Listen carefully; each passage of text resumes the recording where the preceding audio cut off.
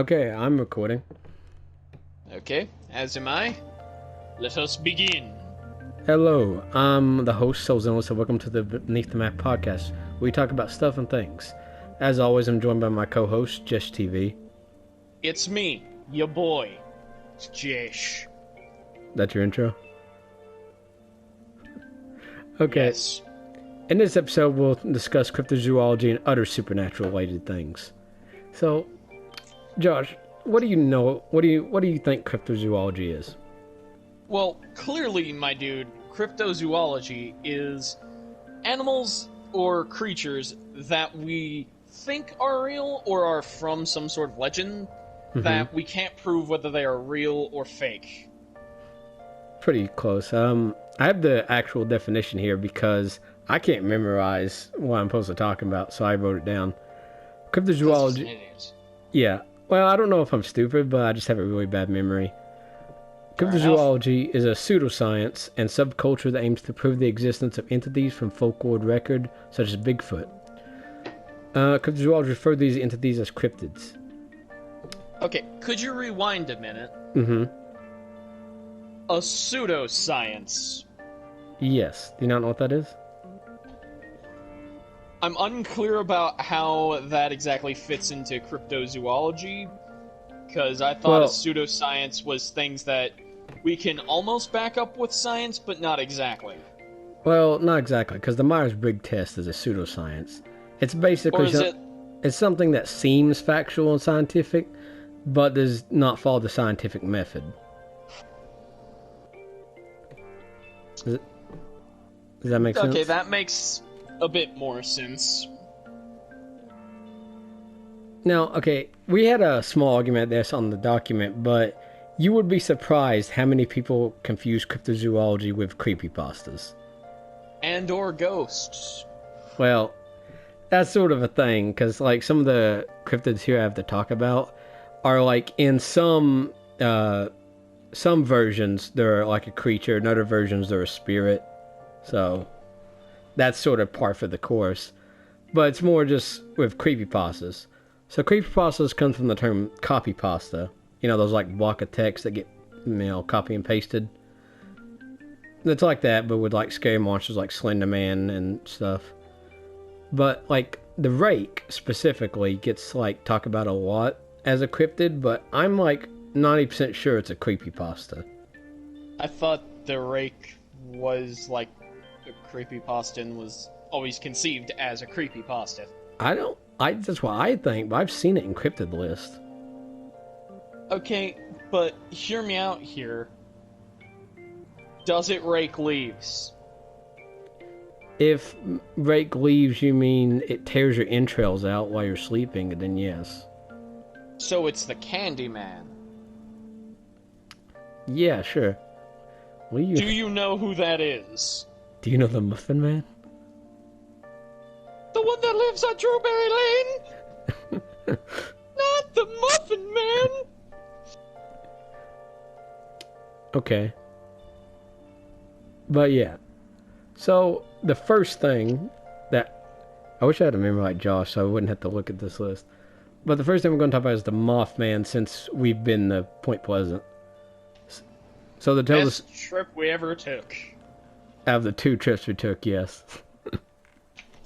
It's only gonna get better. Right. Because do you know where we're going next? Red Ash? No. You wanna know why? Why? Because I don't know where we're going next. Honestly, I'll probably think of something in October whilst watching a spooky video and going, ooh, that would make a cool place for a cryptid investigation. I always did want to go ghost hunting. In the immortal words of the one guy that got recast in an Iron Man movie, next time, baby, next time. Okay, so to tell the story of Mothman, I literally just like... Believe, yes you can, believe in the power of the Mothman. Continue. On November 12th, 1966, 5 men who were digging a grave at a cemetery named Clendenin, West Virginia, claimed to have seen a man-like creature fly low from the trees over their heads. This is often identified as the first sighting of what became known as the Mothman. Shortly thereafter, on November 15th, two young couples from Point Pleasant, Roger and Linda Scarberry and Steve and Mary Mallett, told police they saw a large gray creature whose eyes glowed red when the car's headlights picked it up. They described it as a large flying man with 10-foot wings. Following the car while they were driving in an area known as the TNT area, during the next few days, other people reported similar sightings. Two volunteer firemen saw it as a large bird with red eyes. Mason County Sheriff George Johnson commented that he believed the signs were due to an unusually large heron he termed a shit poke. What? I'm sorry, a what? A shite poke? I don't... What? One second, I'm gonna look this up. Like, shit... A shite poke. Yeah. A shite? That's a... Man, these new Pokemon are getting wild. A shite poke. Yeah. I know, I didn't want to click on the link. Oh dear. That took me to a dark place very fast. Okay, it appears to be a type of small bird. Yeah, I don't think that... He says unusually large and then terms as a shite poke? What? Anyway, contractor Newell Petridge told Johnson when he aimed a flashlight at a creature in a nearby field, its eyes glows like bicycle reflectors, and blamed buzzing noises from his television set and the disappearance of his dog on the creature. What? I know So wait. Excuse me? Okay. Wildlife biologist Dr. Robert L. Smith at West Virginia University told reporters that descriptions and sightings all fit the sandhill crane, a large American crane almost as high as a man with a 7-foot wingspan, featuring circles of reddish coloring around the eyes that the bird may have wandered out of its migration route. After the December 15, 1967 collapse of the Silver Bridge and the death of 46 people, the incident gave rise to the legend and connected the Mothman to the bridge collapse, becoming, in the eyes of the people, sort of a harbinger of death. That's all I've written about the Mothman. So, we were there, at Point Pleasant. Now, yes, because... Okay, mind if I cut in here? Yeah, I want you to cut in anytime you feel like it. Okay, so there was actually a reason we were in Point Pleasant instead of, like, going during the summer. Mm-hmm. The reason we went... Because we went, like, when I was on spring break. It was like a week so before... What was it? It was like... Oh, it was like a couple days before the corona lockdown in town. I saw people with their mask, like, in Point Pleasant. Yeah, because it was starting to get big. The reason we went to Point Pleasant is I saw the lockdown coming from like a mile away. Mm-hmm. I was like, there is going to be some kind of action. I'm not too. sure what. I did too, but I didn't think to go before we can't. Okay, I did too. I thought about the lockdown, but I didn't think that'd last this long. Not that it affects me either way, but it's a bit longer than I thought. I mean, the lockdown stopped, dude. You know that, right? It lasted maybe a month. Did it? Yeah, but we're gearing up for part 2 in the fall. Part 2. Coronavirus 2, Electric Boogaloo. Right. So, what do you think about the Mothman? What I think is it is a rather large bird. However, what I want it to be is a cosmic harbinger of death. Of course. I want to believe that is true, but I can't. Because there's no way in hell that's a thing. I mean, we found the Mothman. We smacked its ass. Yes, we found the statue with that perfectly curved and sanded butt cheeks. Like, oh my god, he was ripped. Mm-hmm. We didn't go... I wish... I am sort of disappointed we didn't go to the TNT area. I know, but, like, I wanted to, We went to, like, the lookout area, but we ended up in BFE and people were shooting guns. And we were on a gravel road. In my crappy car. To me, that just kind of screams, get out of here, you're going to die. So... So that was me chickening out and saying, next time, guys, next time. Maybe Mothman showed up and, you know, told you to get out of there. He, like, went up to you and was like, chapstick. Chapstick. My god, we still need to watch that movie. Oh, yeah, we never did. Yeah. We never also finished the Mothman parody song either. No, we did not. Mothman. D12. Mothman. Okay, so on our next on our list of cryptids... Wait, no. Uh-huh. Your thoughts on it. Oh, my thoughts. It's just... Yeah, what do you think it is? I'm sort of agreeing with Dr. Robert L. Smith. It's probably a sandhill crane that wandered out of migration. Because it hasn't really been seen since then, to be honest. I mean, yes, it has. Has it? There have been 2 other really big sightings that I know of. Really? I didn't find it. Yeah. Okay, so one was in Chicago. Mm-hmm. I forget what happened, but I remember something happened like a few weeks after that. And the other one, here's the real kicker. Mm-hmm. Chernobyl. Oh, yeah. Like, after it melted down. Like, during, like, the flames and smoke, people were saying they saw a red piercing eyes and what looked to be a large bird. And these were from people in the helicopters. How long after Chernobyl? It was during the actual event, like when they were trying to get it cleaning up before it killed people. I'm not like a chemist or anything, but could like the Chernobyl like fumes be causing hallucinations? I'm pretty sure it was either hallucinations or people were suffering from really bad trauma. Mm-hmm. And then there's also people that might have confused, like, the light of a helicopter and the smoke for piercing red eyes. Because when the Chernobyl thing happened, people were kind of scrambling to get everything together because they were like, oh no, no one knows how to deal with this. Because, as we all know, when humans play with nuclear energy, we are playing with the power of God and we don't know what we're doing. Okay, really off topic, but that reminded me of this thing I saw in Evangelion, where, like, you know in, like, the beginning when Shinji arrives to the city and they drop a bomb?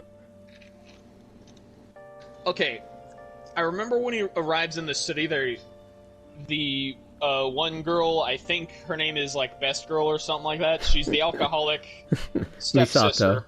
Misato. Yeah, Misato.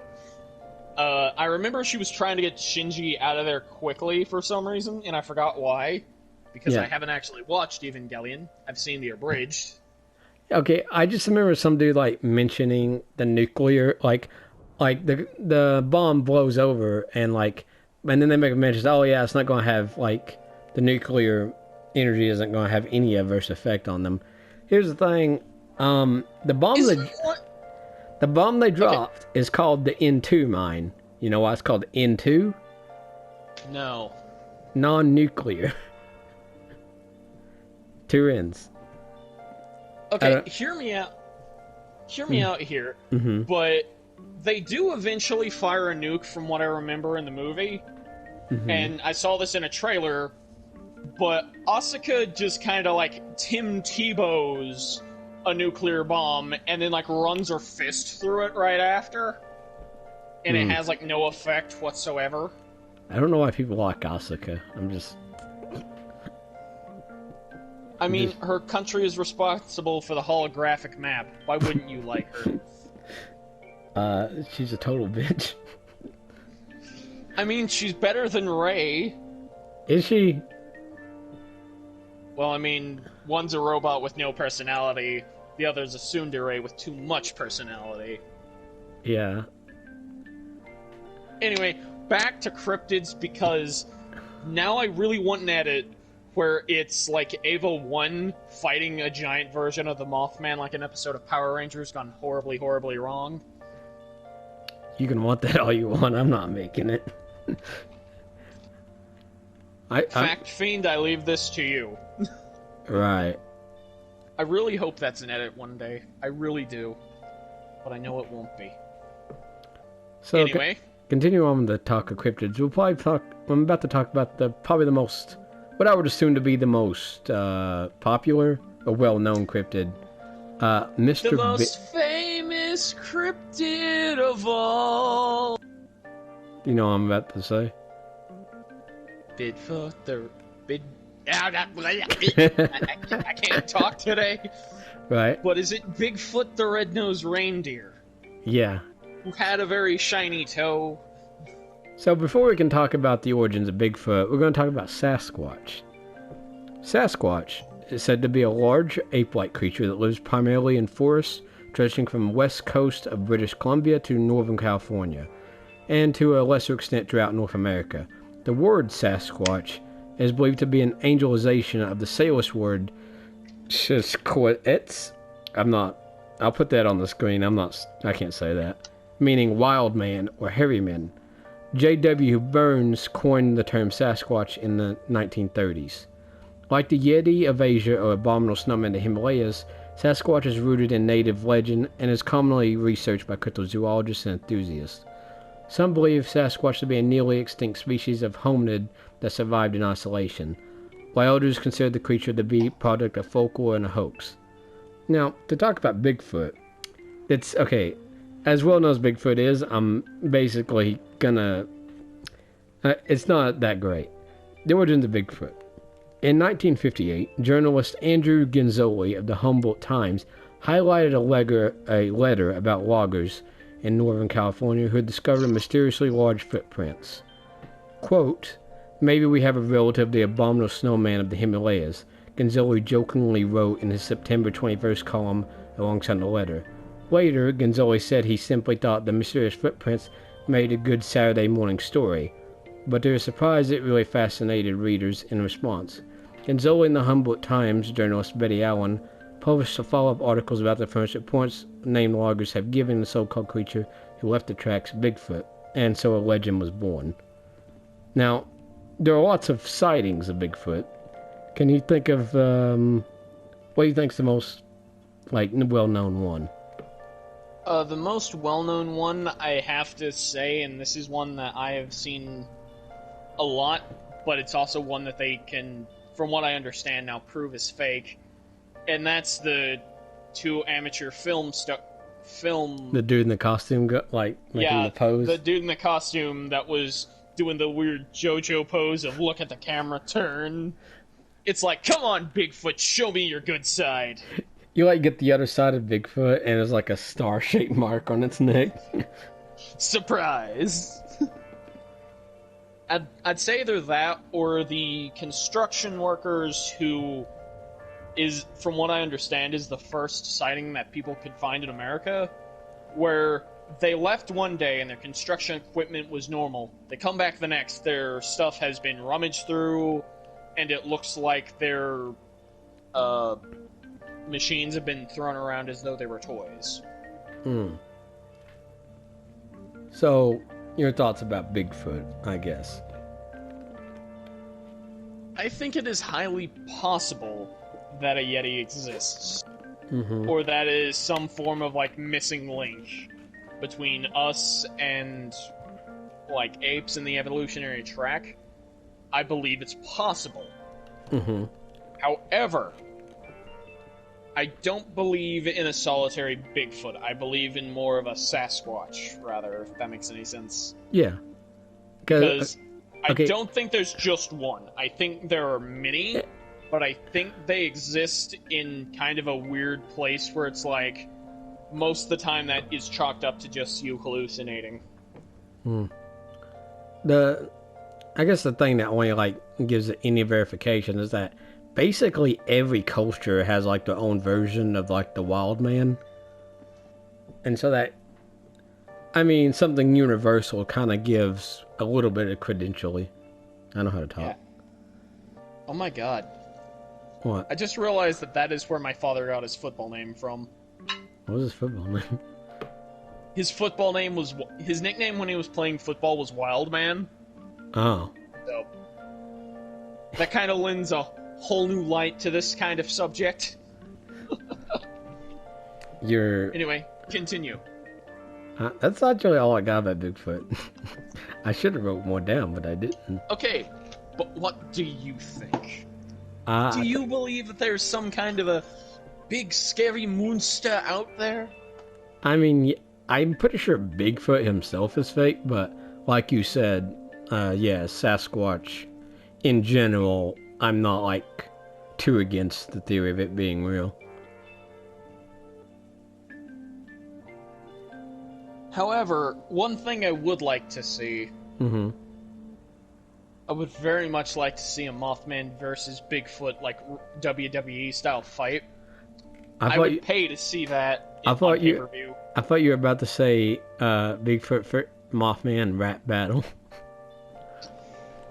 No, because I'm 90% certain that's happened at least once. Has it? It's somewhere on the internet. I can't confirm it, but I'm pretty sure that's probably a thing. I recently heard a teddy bear versus leprechaun rap battle. Moving on from your What's weird wrong? rap battles. What you got against rap battles? They're rap battles. Mm-hmm. Most of them are cringy.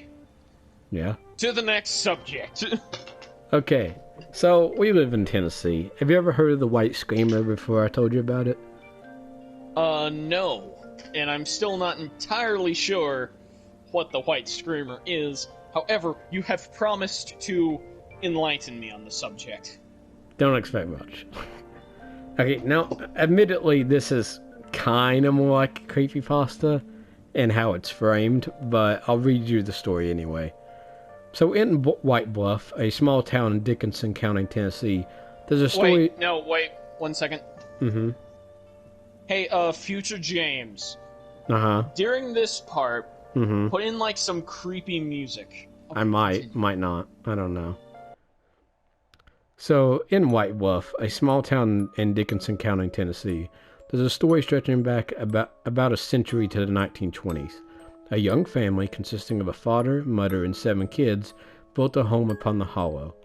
Every night they awoke to hear ungodly wailing and screeching that would terrify the children and chill parents deep to their bones. One night a man became enraged with their nightly antics and took his gun into the woods in the middle of the night, yelling and seeking for the strange screaming creature. As he rounded I'm gonna stop you right there. Why do all of these stories, whenever they take place in the South, involve someone getting their gun and walking into the woods to shoot some hoodlums that are yelling for some reason? Well, something like that, but... No, yeah, like, this is literally the start of every horror movie ever. I mean, for good reason. I guess that's pretty natural reaction, isn't it? Especially, like what year was it? 1920s? That's not like... Okay, in the 1920s, I can very well see that being a reaction. Nowadays, you just call the cops and it gets dealt with as a noise complaint. Yeah. Anyways. As he rounded the property, he realized the sound was becoming louder, more shrill, more clear. It wasn't a screamer at all. It was a whole crowd of them. 8 screams, to be exact. He hurried back towards home, only to find his greatest nightmare. What he found was his family hacked to bits. Body parts were strewn across the whole of his home.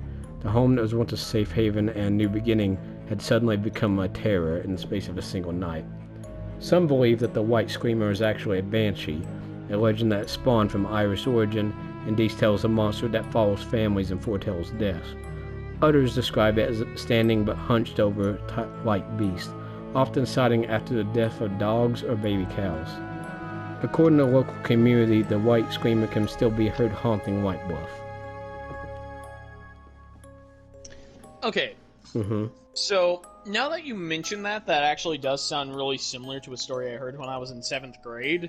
But the, ending tagline is a bit different, because it's like, if you ever hear a random scream, you might want to think twice about going after it. Ah, yeah. Because I remember the ending of that story fairly well. Because I remember it did kind of freak me out, and I was like, dude, I've heard random screams before and have no idea of their point of origin. And I was in a really quiet and nice neighborhood, too, when I heard them. Could they be connected? Yeah. Bum, bum, bum. It's always weird when you hear a lady screaming murder outside your window. Oh, yeah. Normally I just hear people randomly scream and I have no idea why they're screaming. But I choose to ignore it because I'm not the kind of idiot that runs after screaming people. Because that's just asking for trouble. Right.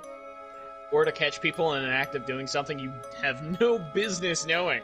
I'm like torn on that, and one, I'm like, I'm gonna mind my own business. But also, like, if it's something supernatural, I want to go look at it. Okay, with me, I'm like, I'd rather not mess with the supernatural. Mm-hmm. And if it's by chance just a random murderer, I really don't want to be involved in that. Right. So, this is like BuzzFeed Unsolved. I'm the guy that's like, come at me, demons. And you're the guy This telling is my bridge now, Goat Man. You coward demons. They will come here and tell tales of me. They will tell tales of facts. That was the best episode of BuzzFeed Unsolved, and I will fight anyone that says otherwise. But to ask you, like, the story, I actually just, like, copy and pasted different versions I found on the websites and kind of just mashed them together. I mean, they were the same story, just worded differently. I mean, the one that I heard was from a folktale book, so you might have ran into that at some point. So, your thoughts? I have, like... okay, I don't think I've ever been to White Bluff. But I heard... I've never been.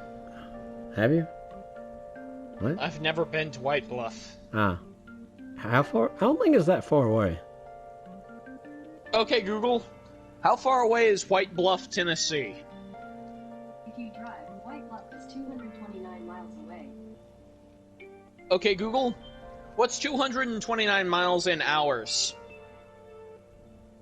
Sorry, I don't have any information about that. Mm-hmm. Yes, guys, we forgot to add our co-hosts to the show. They're completely useless and never help us on almost anything. Their name is Ogle. Because if I say their real name, they're gonna be like, yo, what up, fam? I'm sorry, I can't help with that. Whoopsie daisy. Our like useless third co-host, Hoogle. Yeah, Hoogle. Ogle. You Hooglins. And before you ask, their name is gonna change every episode. Like, we're gonna keep naming random things until we run out of them. I really want guests so I can just always say their name wrong. Here are my guests. Josh TV. My God, why would you mispronounce my name like that? Ugh. What kind of person is named Josh? Right. Ugh. Who would name their kid that? Like, you must hate that child. God. It's like naming someone James. Why would you ever do that? Exactly, says the guy who's named James V on PlayStation. To be clear, I actually kind of like the name James. It's a nice name. Yeah, okay, whatever you say, just DirecTV. Okay. How dare you compare me to DirecTV and not Xfinity? Okay. Okay, anyway. So, as for the legend of the hash-slinging slasher... The hash-slinging... The mash-slinging... The mash-slinging slasher. Oddly, I'm pretty sure I heard about this when I was in elementary school. Like, I had, saw something white in the forest, past the gate in the school. And, like, one of the older kids told me about the white screamer. Yeah. That's all I don't have as much thought as I did. So I mean, with me when it comes to something like this, on one hand, I hope it's a thing. On another hand, that's definitely not a thing. Well, okay, wait. Do you think it's more likely banshee or werewolf-like creature? I could see a werewolf-like creature being a bit more possible than a banshee. So, okay, the screaming adds points to the banshee, and how they, like, in the original story, they didn't find it. But the family, hacked to, like, bits is, like, body parts strewn across the floor. That's way more of a werewolf thing. Yeah, that's a complete werewolf thing. Like, according to that story, it's more werewolf, despite the fact that the way it's described sounds a lot more like a banshee. You see what I mean? This kind of teeters the edge of cryptid.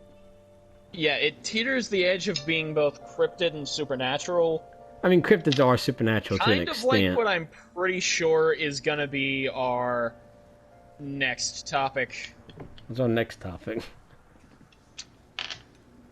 What do you have next? Oh. Because I'm pretty sure you're gonna segue to it. Oh, yeah, I guess I should have done that. Well, speaking about teetering the edge, let's talk about the Jersey Devil.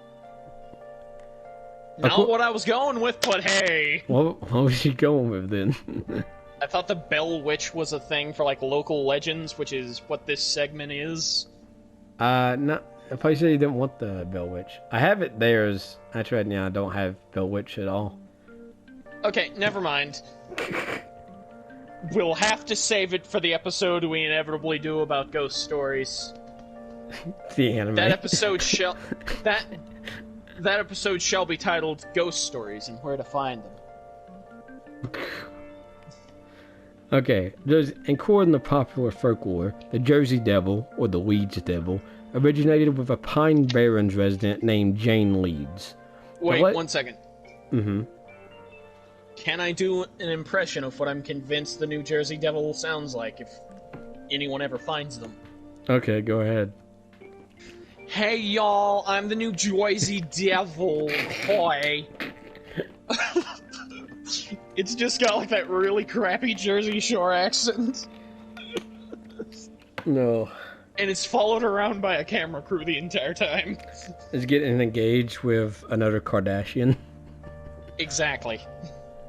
Because as we all know, Kardashians don't have standards because, let's be honest, America is pretty sure they're a myth. We don't actually know. Kanye West is the Jersey Devil.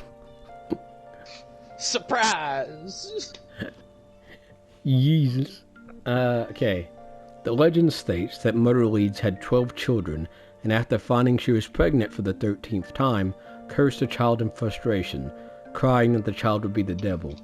During 1735, Mother Leeds was in labor on a stormy night, of course. Born as a normal child, the 13th child changed into a creature with hooves, a goat's head, bat wings, and a forked tail. Growling and screaming, it beat everyone with its tail before flying up the chimney and heading into the pines. In some versions... You think it wiggled its nose before it flew up the chimney? Like, just beat everyone with its tail, wiggles its nose, flies up the chimney? Because as we all know, the New Jersey Devil is clearly just Santa Claus in disguise. In some versions of the tale, Mother Leeds was supposedly a witch and the child's father was the devil himself. Some versions of the legend also state that there was an attempt by local clergymen to exorcise the creature from Pines Barren. Now, this may come as a surprise to you, but there's actually a little bit of historical truth in this tale. Ah, yes, let's hear it. Okay, there's two parts. One is that Mother Leeds was based on a real person named Deborah Leeds, who along with her husband Japhet had 12 children listed in their will. They also lived in the Leeds Point section of what is now Atlantic County, New Jersey, which is commonly the location for the New Jersey Devil story. Or not the New Jersey Devil, just Jersey Devil. The other half of the story pertains to some colonial era political disputes involving New Jersey politicians Benjamin Franklin and Franklin's rival almanac publisher Daniel Leeds. The dispute resulted in the Leeds family being described as monsters, and it was Daniel Leeds' negative description as the Leeds Devil rather than any actual creature that later created the legend of Jersey Devil. Ooh. Much like Mother Leeds of the Jersey Devil myth, Daniel Leeds' third wife had given birth to 9 children, a large number of children for the time. Well, was it? Did people have more or less children back then? People had more than normal. I think 9 is still Like, a lot, more, even back then. like, back then, as it said, 9 was more than normal for the average family. I think, like, the average family back then was, like, 5 or something like that, but that is because back then children were seen as workers rather than children.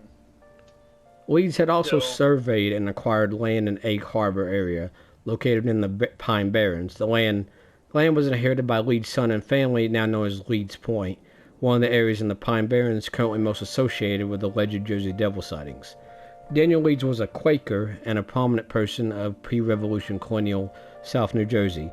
He became ostracized by his Quaker congregation after his 1687 publication of almanac containing astrological symbols and writings. Leeds' fellow Quakers deemed astrology in the almanacs too pagan or blasphemous, and the almanacs were censored and destroyed by the local Quaker community.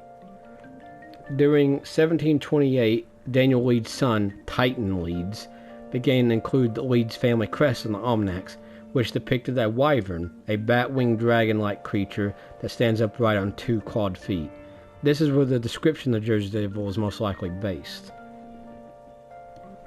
Now, I didn't know any of that when I researched the Jersey Devil. I thought it was just made up and didn't have any historical basis, so that's kind of surprising. Okay, so I think it's obvious that this one is false. Mm-hmm. Like, very much heavily false. When you, like, gather the evidence, yeah. Yeah. But still, that's kind of messed up, not gonna lie. Which part?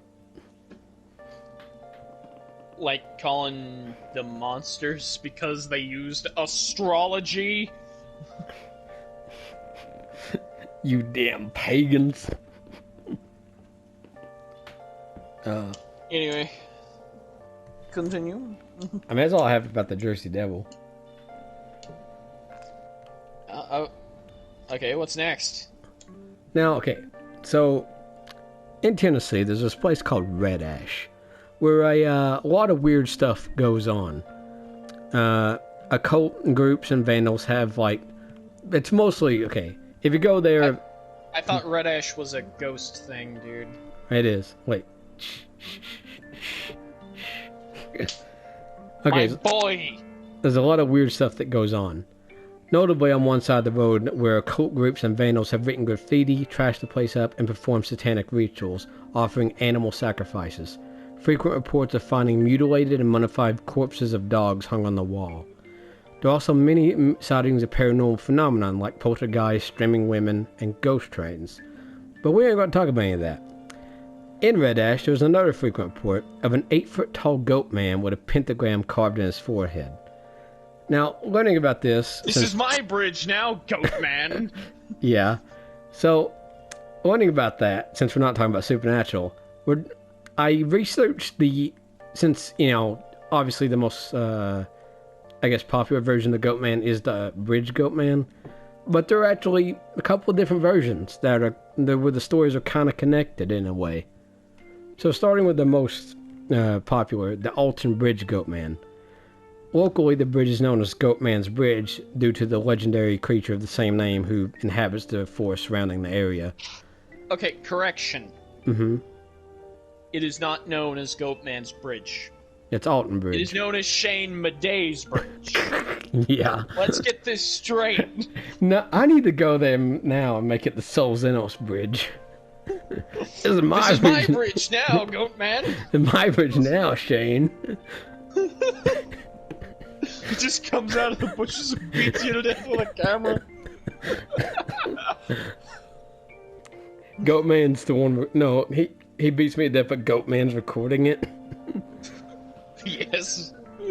Okay, in Alton, you know, well, I don't know if the place is called Alton, but there's a legend surrounding the bridge. Basically, the legend tells of a black goat farmer who moved his family to a residence just north of the bridge a few years later. Oscar Washburn was known as a dependable and honest businessman, and North Texans endearingly began to call him the Goat Man. But the success of a black man was still unwelcome to many, and Klansmen in the local government turned to violence after he displayed the sign on Alton Bridge saying, "This way to the Goat Man's." In August 1938, Klansmen crossed the bridge and kidnapped Washburn from his family. They hung a noose on Old Alton Bridge, and after securing around his neck, drew him over the side. When they looked down to see if he had died, the noose was empty. In a panic, they returned to his family home and slaughtered his wife and children. Locals warned that if you cross the bridge at night without headlights, you will be met on the other side by the Goat Man. Ghostly figures and strange lights are said to appear in the surrounding woods, as well as reports of visitors being touched, grabbed, or having rocks thrown at them. This legend results in the area around Old Alton Bridge being popular among paranormal investigators. BuzzFeed Unsolved.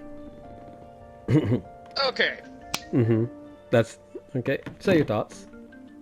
So, thoughts on the first one already. So, crossing the bridge without headlights on. Number one, that is a dumb idea, because if you do that, you're not going to see anything. So, yeah, of course you could be met by the Goat Man on the other side. We don't know. Yeah. Crossing a bridge without headlights, you can't see. Also, why is it their immediate thought when trying to hang someone and then the noose being empty when they look down? Oh yes, let's make our situation worse by killing the wife and children. Yeah. Like, if you think you're about to suffer the divine wrath of a ghost, Yeah. the last thing you want to do before that ghost gets on you is murder that ghost's wife and children. I actually hadn't heard like the goat farmer part of that before. Have you? Neither have I. I'd always wondered, like, why was it the Goat Man? Yeah. There are other versions. So this is the Maryland Goatman. According to urban legend, the Goatman is an axe-wielding, half-animal, half-man creature. Okay, before I continue. This sounds like... Does he wear a flannel? Shut up. This, sounds like a Marvel Comics origin story. Before I continue. Okay, the Goatman is an axe-wielding, half-animal, half-man creature who was once a scientist that worked with Beltsville Agricultural Research Center. The tale holds that he was experimenting on goats until one experiment backfired and he was mutated, becoming goat-like himself. He then began attacking cars with an axe, roaming the back roads of Beltsville, Maryland. Wait, 1 second. Can we rewind a bit? So, he was working one night, in a great big flash, everything just changed. His molecules got all rearranged. So when he first woke up, he had realized he had jet black horns, glowing red eyes. He could smash this car. Okay. He could smash these cars, disappear, and fly. He's much more unique than the other Goatmans. Okay, a variation of the legend tells of Goatman. So he's either Danny Phantom or the Incredible Hulk. Beautiful. I was thinking more Lizard Man, or Man Bat if DC comic. The whole like injecting. Well, I mean, the last guy basically had the origin story of, let's see, the Punisher, John Wick, most of the Suicide Squad, Dracula, and Castlevania. I'm pretty sure he was someone's son that got murdered, so let's just throw in both the guys from Supernatural just to be safe, and those are the ones I can think of off the top of my head. A variation of the legend tells the Goatman as an old hermit who lives in the woods, seen walking alone at night along Fletchertown Road. But now, is he purple? No. There's a lot of Goatmen. A lot of Goatmen. So, now the Pope-like monster, or the Kentucky Goatman. Numerous urban legends exist about the creature's origin and methods it employs claims its victim. According to some accounts, the creature uses either hypnosis or voice mimicry to lure trespassers onto the trestle to meet their death before an oncoming train. Other stories claim the monster jumps down from the trestle onto the roof of cars passing beneath it. Yet other legends tell it attacks its victims with a blood-stained axe, and the very sight of the creature is so unsettling that those who see it while walking across the high trestle are driven to leap off. So, it's the creature from Bird Box. Is that the movie where they can't, like, look at the creature? Yeah, I'm pretty sure that's Bird Box because of quiet places where they can't talk. Oh. So, the Goat Man from Kentucky is just the thing from the Bird Box movie. Good to know. Right. Continue. Other legends hold that the monster is a human-goat hybrid, and that it was once a circus freak who vowed revenge after being mistreated. In one version, is the monster is said to have escaped after a train derailed on the trestle. Another version, commonly told by locals of the area, claims that the monster is really the twisted form of a farmer who sacrificed goats in exchange for satanic powers. Now, that's all of them. That's all the ones I wrote down anyway. Do you know what all these stories have in common? They all sound like comic book origin stories. Yeah. Okay, but let's think about this. So, Alton Bridge Goat Man, a farmer who was hanged and became the Goat Man. Maryland Goat Man, a guy who mutated himself and has an axe. Red Ash Goat Man, just 8 foot tall and a pentagram on his head. No real origin story. Kentucky Goat Man, let me finish, has an axe, satanic powers, and is said to have been a farmer at some point. So, as what this is, Kentucky Goat Man is the strongest Goat Man. Can we just get a Goat Man battle royale? Yeah. Whoever wins gets the name. Kentucky Goat Man strongest. Kentucky Goat Man strongest. Kentucky Goat Man strongest there is. Kentucky Goat Man the best. It's just Broly, but the Goat Man. Puny Goat Got like Man. a green ore. My power overflowing. Okay, so I have an idea. Uh-huh. Who would they be if they were characters in fiction? The Goatman? Because I'm pretty sure Red Ash would be Miles Morales. Or would that be the guy that gets hung and his family gets murdered? So, okay. Like, one of those two would be Miles Morales. No, okay, Red Ash. I'm thinking Ghost Rider. Okay, I can see that. I'm thinking guy that gets hung. I forget which one that is. I think that's the most famous one, right? Yeah, Alton Bridge Goatman. Okay, so Alton Bridge, Miles Morales, Red Ash, Why Miles Ghost Morales? Rider. Well, doesn't Miles's family basically get murdered from what I recall? Or am I thinking of the Punisher? Miles Morales is the Spider-Man, isn't he? Yeah, Miles Morales is the, like, secondary... is basically the Scrappy-Doo of Spider-Man, from what I understand. Yeah. Scrappy-Dappy-Doo! No one likes Scrappy. I mean, yeah.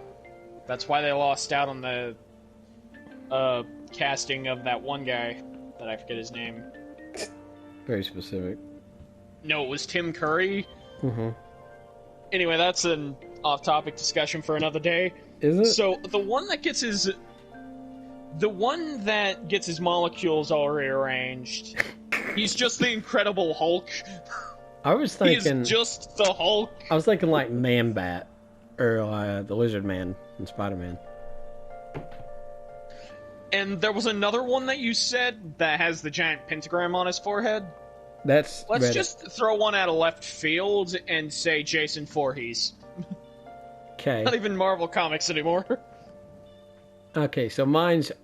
Okay. Red Ash can be Ghost Rider. Hang kind of makes more... The Hang guy kind of makes more sense as Ghost Rider, but he's the Punisher. Scientific guy, he's Man-Bat. And the other one is the monster from Bird Box. Like, just no transparency. It's just the thing from Bird Box. Though, okay, another thing is the Kentucky Goatman, its legend involves, like, trains. And in Red Ash, there are reports of ghost trains. So... I'm going up Red Ash, the Red Ash go. I mean, this is under the assumption they were real, which they're probably not, but... the Red Ash Goatman and Kentucky Goatman might just be the same one. I mean, I don't know, probably. I mean, it's not that far away. Oh no, it's not that far of a stretch, but... So, Alright, so before we move on to our next topic, we need to save the video. Okay. Last, cryptid creatures and where to find them, part 2. And go. Mm-hmm. Next topic. That's all I got. What do you mean that's all you got? That's all. Well, when someone says that's all I got, that's kind of in. Oh! So, your whole plan was just to get to Red Ash? Yeah. I can't... Okay. I mean, I was hoping there'd be more deviations in our conversation. But you can do your stuff now. Okay, so I thought you were researching the skunk bear because I didn't do anything on that. There was skunk ape, and there wasn't really a lot. It's just... Okay. Talk about the skunk ape. It's just a variation of Bigfoot that's kind of stinky and shows up in Florida. There you go. That's all the information on it. Okay, so now let's talk about something fun. Uh-huh. So recently, and by recently I mean during quarantine, they released, like, the actual Pentagon released footage of a UFO. And no one's talking about it because this year has been so crazy. Mm-hmm. But most people are like, oh my god, the Pentagon has just confirmed aliens, right? Has it? Because, like, No. UFO... No, it has not. Well, UFO doesn't dictate area, it just means unidentified flying object. Exactly. If you got hit in the face with a pizza, or let's say a hot dog, And you that didn't is an know it. unidentified... If yeah, you don't that is know. an unidentified... If you don't notice. Oh, what hit me? There's Little Caesars. Hot and ready. Yeah, just like those aliens. Gotta clap them their alien cheeks. Be like, thanks for the food. I'm trying to escape Area 51, but then clapping my ass cheeks keeps alerting the guards. Hey there. My alien friend Todd needs your help to escape from Area 51. But first, he needs something from you. That's right. He needs your credit card information. Plus the 3 numbers on the back. With your help, hopefully he can escape the guards before he is captured again. John Wick from Fortnite needs your help. Give these digits. That way he can win the Victory Royale. And give you free V-Bucks. Is that like the Of new? course. Is that like the new version of the Nigerian prince? It is a variation of the meme because he does the exact same thing the one Indian guy does. Indian. Yeah, except unlike the other guy, he knows he's a meme and he is kind of doubled down. And it's like, I know why I'm funny, and it's because I mispronounce everything and I say it with a straight face most of the time. But Jotaro and the gang need your help. Okay, so anyway, as for like the one thing I was going to discuss, one moment. Okay, so as for the one thing I was going to discuss, I just lost the footage of the UFO thing. Did you need the footage? No, I needed the voice lines and I just kind of deleted them. Anyway, you should be able to have it. So, you ever heard of the Skinwalker Ranch? You told me about it the other day. And by told me, you mean told me the name. But, continue. Okay, so this kind of like teeters the edge on ghost story and cryptozoology hotbed. Uh-huh. And here's why. Most of the things that go on there, people have chopped up to aliens. Aliens? Me and my friend are looking for aliens. Okay. Had to get that out of the system. Mm-hmm. There has been one thing that I kind of view as a bit more of a cryptid thing, but because we will, of course, double down on this in our next episode, which is more than likely going to be our supernatural ghost stories and where to find them. Right. Anyway, so what happens You're is... writing the document. I kind of figured. I'm not good at it. Despite me being the host of the podcast, I don't actually do that much. Exactly. So, what they did was they decided to go out and buy a house. This family did, right? The normal? And they are cattle ranchers. Normal? And they noticed there was like an odd stipulation in the deed. Stipulation? They can't... Yeah. They can't dig on the land without informing the prior owners. That seems kind of... like, not good for a farm. Yeah. They thought, it's kind of weird, but hey, we're getting it for really cheap, and we don't really need to dig on the land a whole lot. Yeah, like, okay, so paper says don't dig, and it's really cheap. Nothing suspicious there. Continue. No, but the reason is this guy was getting it for really cheap, and it's like, yes, I've got my dream place. Everything is going to be working out just fine. Nobody going to break my stride. And then it didn't.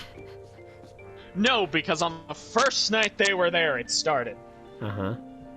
So what happened was they were unloading stuff and putting it into the house, when all of a sudden they saw a massive wolf approach them that came up to at least a pretty tall guy's shoulder.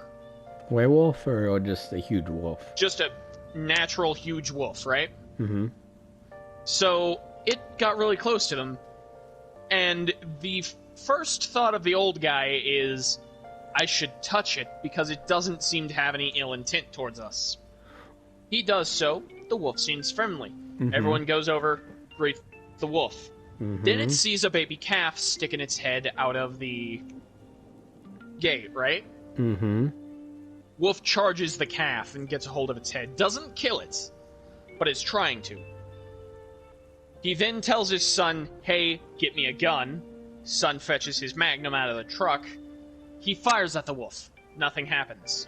Fires again. Nothing happens. Fires one more time. And I missed. Fired again. And I missed.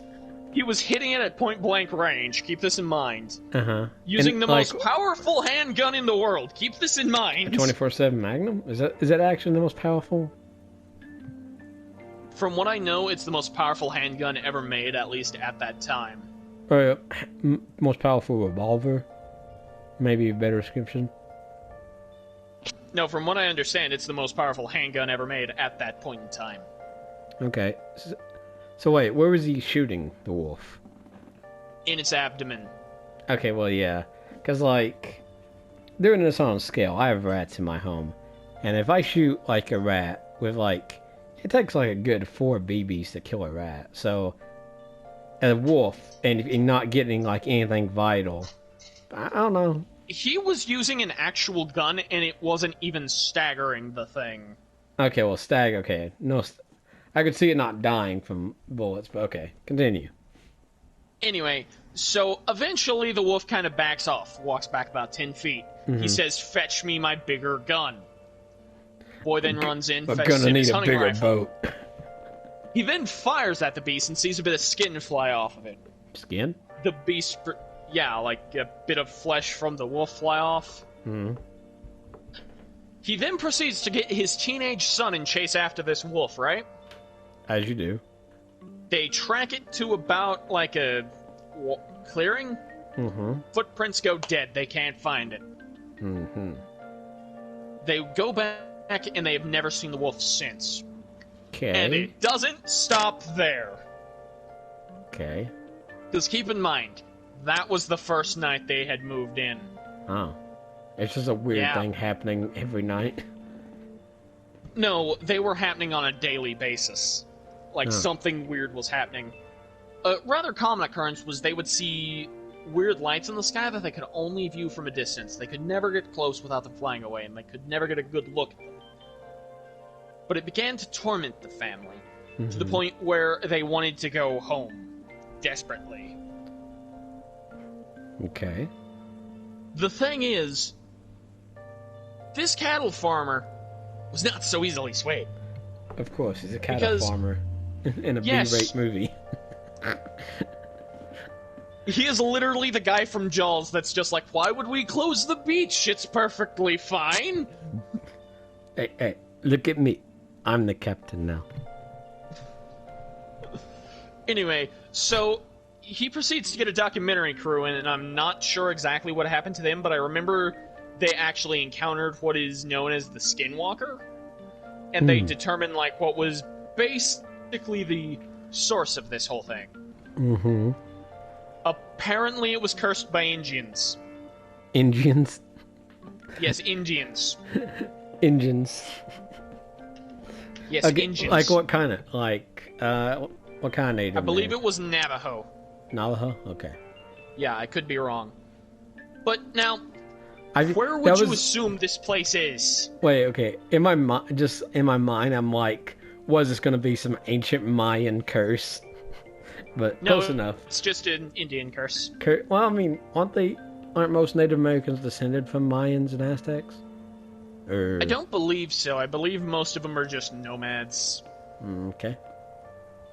Anyway, so they eventually did encounter what is known as the Skinwalker, and I'm not sure what it was. I never really read up on it much. It probably but walks in skin. From what I remember of the description, it was what looked like a vague blob of skin, like the thing from Solier. It looked like that, but hunchback of Notre Dame, like hunched over, and it was also like really fat on its like elbows. It have a big nose. No, it had no nose. Like I'm there was just, a hole where its nose I'm should gonna, be. I'm just gonna put an image of like the blobfish. Okay. Close enough. But yeah, the thing is, this hasn't stopped happening though. Like to this day, it's still happening. No, like, from what I understand, weird stuff is still going down at the Skinwalker Ranch to this day, and no one knows why. Hmm. And it has been, like, a hotbed of cryptid stuff, especially, like, for alien enthusiasts. Like, oh my god. Like, people who love aliens are always like, oh yes, look up the Skinwalker Ranch, it's gonna blow your mind, dude, the deep state, oh my god! Hmm. But yeah, personally, I don't think anything weird actually happened on the Skinwalker Ranch. Mm-hmm. I think it was a few folk tales taken a little bit too far out of context. Where is this anyway? Ohio. Of course. It's either Ohio or Colorado. I forget which one. But I remember it was literally described as it was a very quiet place in a very quiet, like, state. South Dakota? Like, nothing bad ever happened. South Dakota?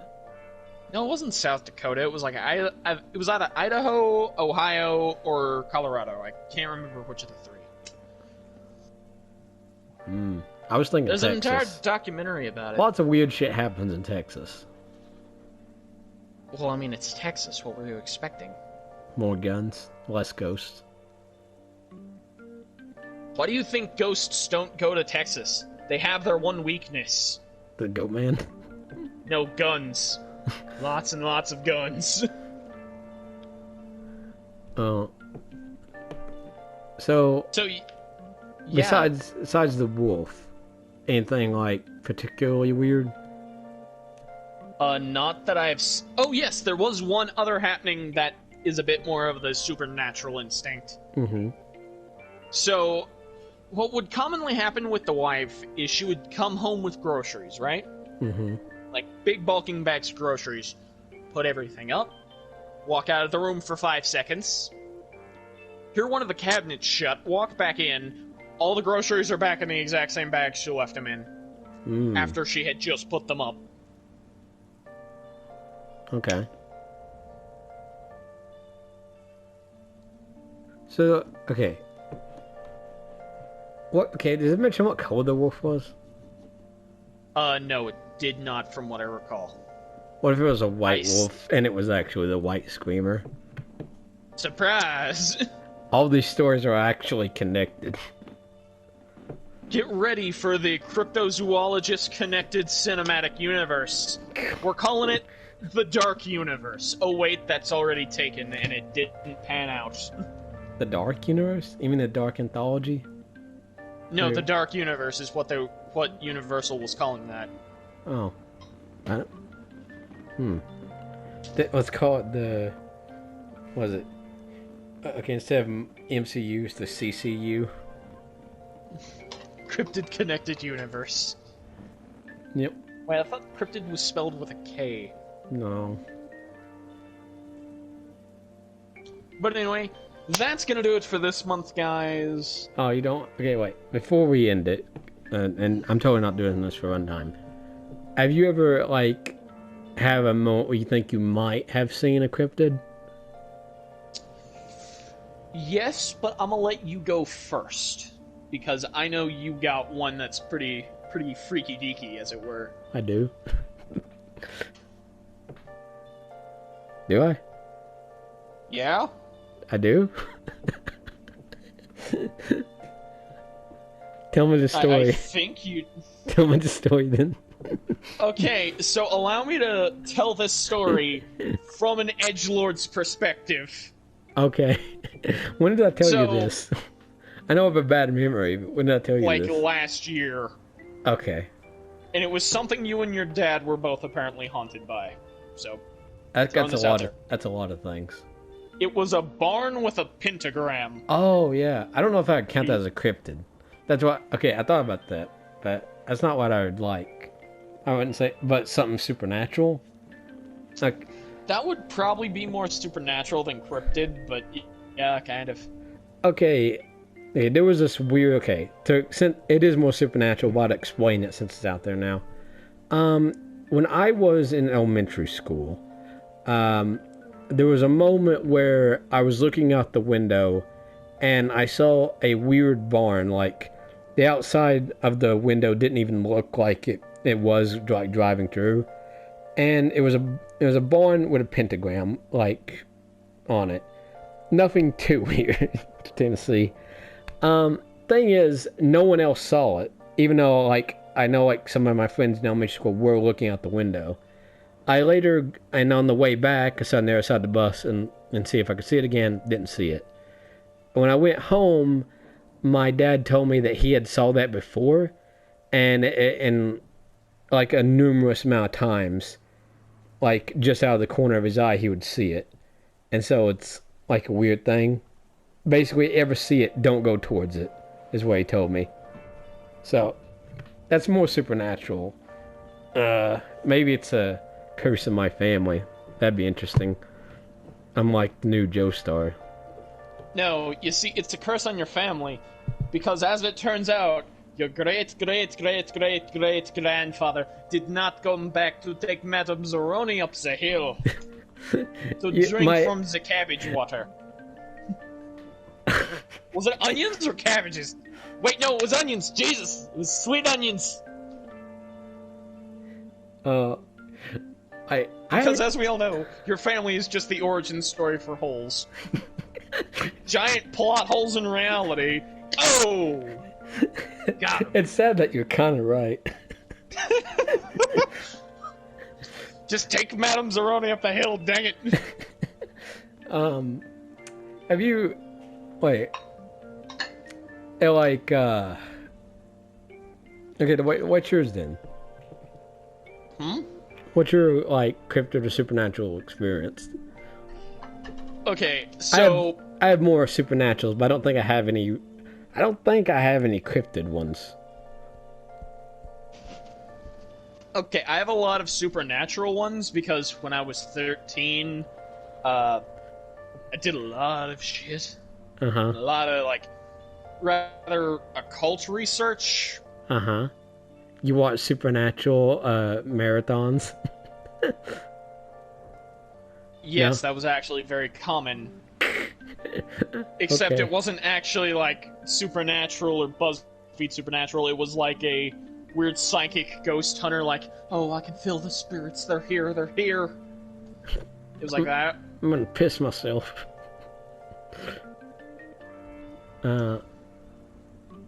Yeah, Okay. there was a lot of that, but I'm gonna save that for next episode.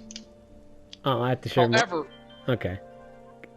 no, that was your Supernatural one. You see, I've got a lot of Supernatural ones. However, I do seem to remember having one cryptid one. Uh-huh. Here's the thing. Uh-huh. I don't remember the exact details. It's fine. So, this Like- could have just been like a really tall teenager walking in the middle of the woods at night. That's normal. Okay, so when I was a really small kid, I used to go to this camp called Camp Galilee. For 3 days during the summer, we would go there, spend the night, do Bible studies and all that, right? Mm-hmm. Well, one day I remember waking up. I forget exactly what house I was in at the time. I believe it was Nazareth, because they named them after cities in the Bible. Azrith Matrion Zinthos. No, it was Nazareth, the birthplace of Jesus, I believe. Azrith Matrion Zinthos. Okay. Nazareth, you dumbit. Do you know what I'm Anyway. saying? No, I do not. You- Or maybe it was Jericho. I think I was in Jericho. These are the Great Walls of Jericho. Well, I mean, a guy named Joshua did apparently bring them down by making noise. Okay, anyway, back to my story. So, from what I remember, is I heard the sound of a branch snap and hit the ground, Mm-hmm. and that woke me out of a dead sleep, and I was sweating. I remember getting up, hitting my head on the bunk, and like right in front of me, and going, "Ah, son of a gun, that hurts." Because keep in mind, at this time, I'm a small child, and swearing is bad. Okay? Like, when you say Swearing's not small cool. child, how old are you? Like 7, I'm pretty... 7, 8, or 9. Okay. Somewhere between those 3 years.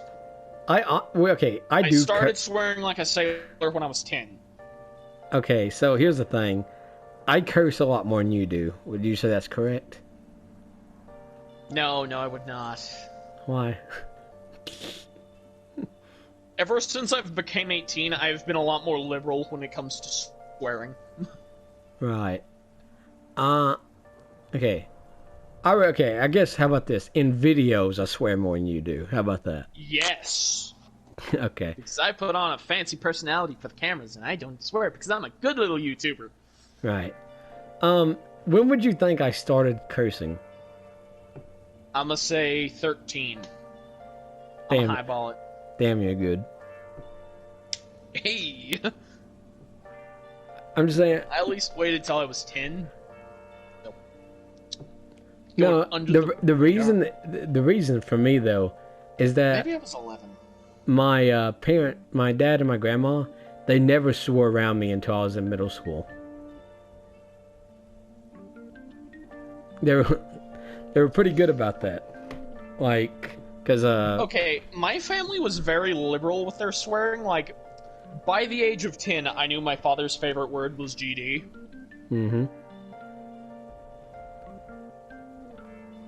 My family, like, was...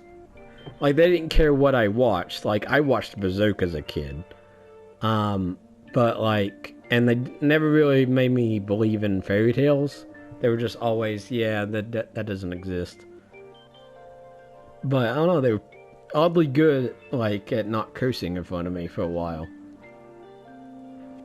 I like how our family is basically the inverse of each other. I mean... Like, isn't it- mine swear around me 24/7 and censored what I watched. Your parents didn't censor what you watch, but didn't swear around you a lot. Yeah.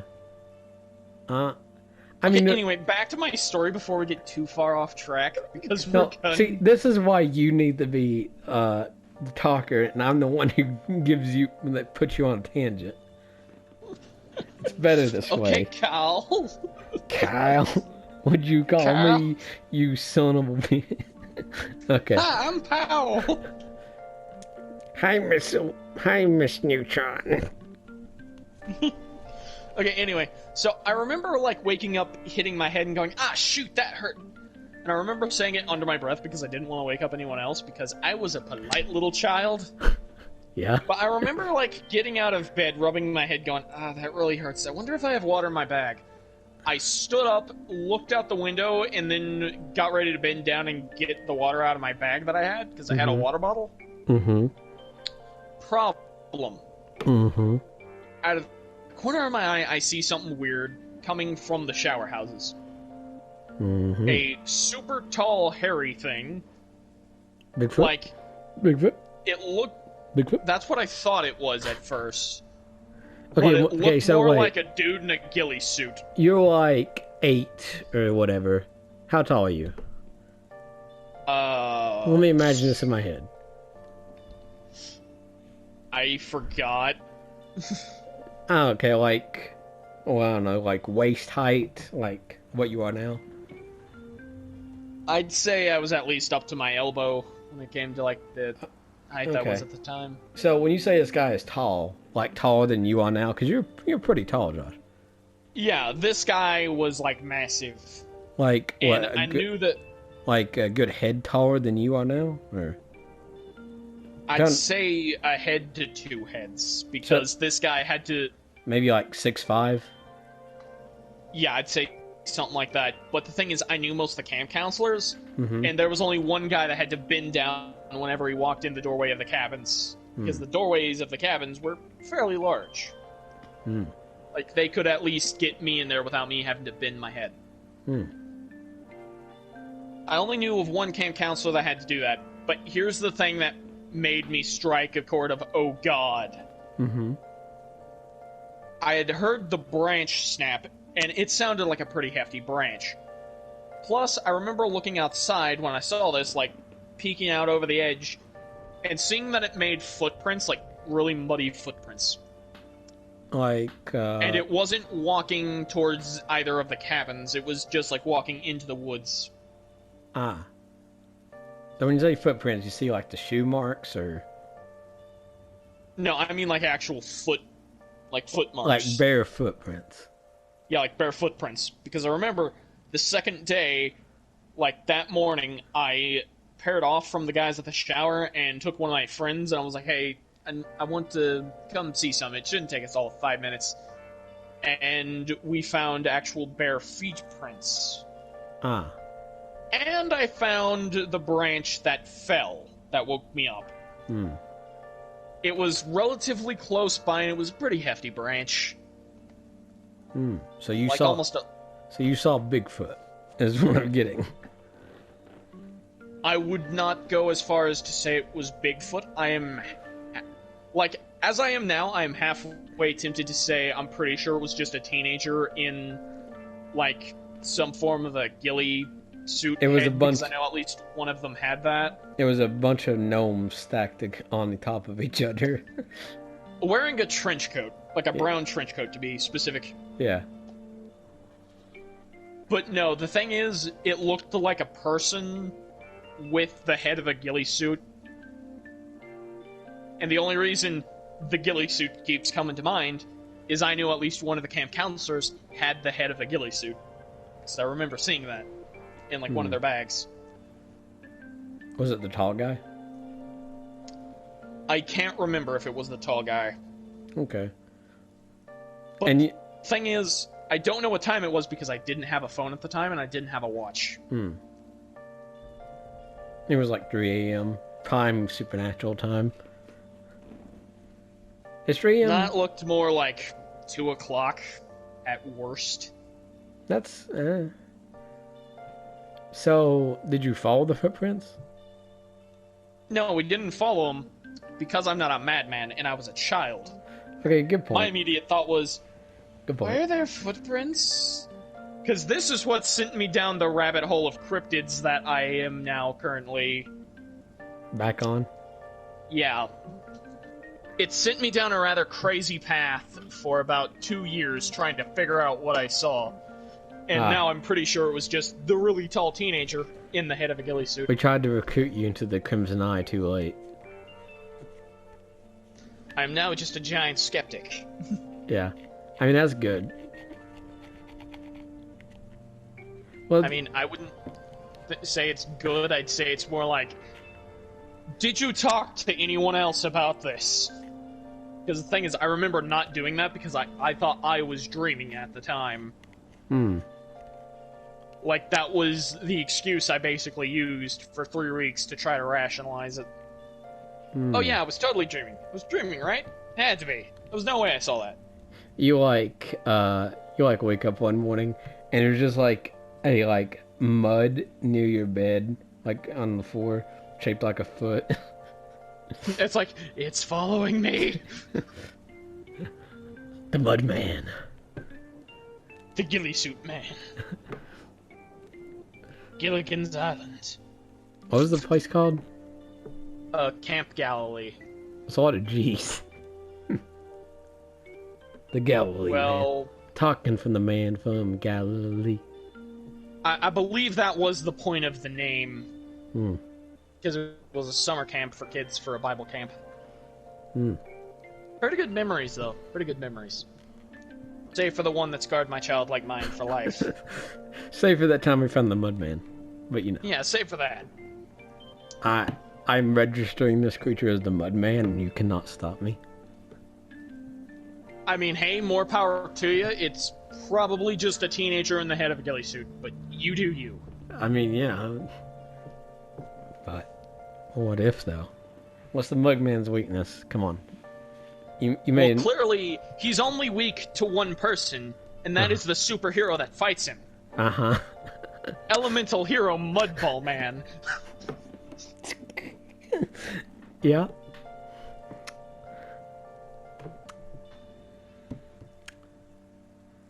Yeah. Something wrong with this. Yeah, probably. But I assume that does it for this episode? Yeah, that's enough time, I think. Alright. It's only 4 months late.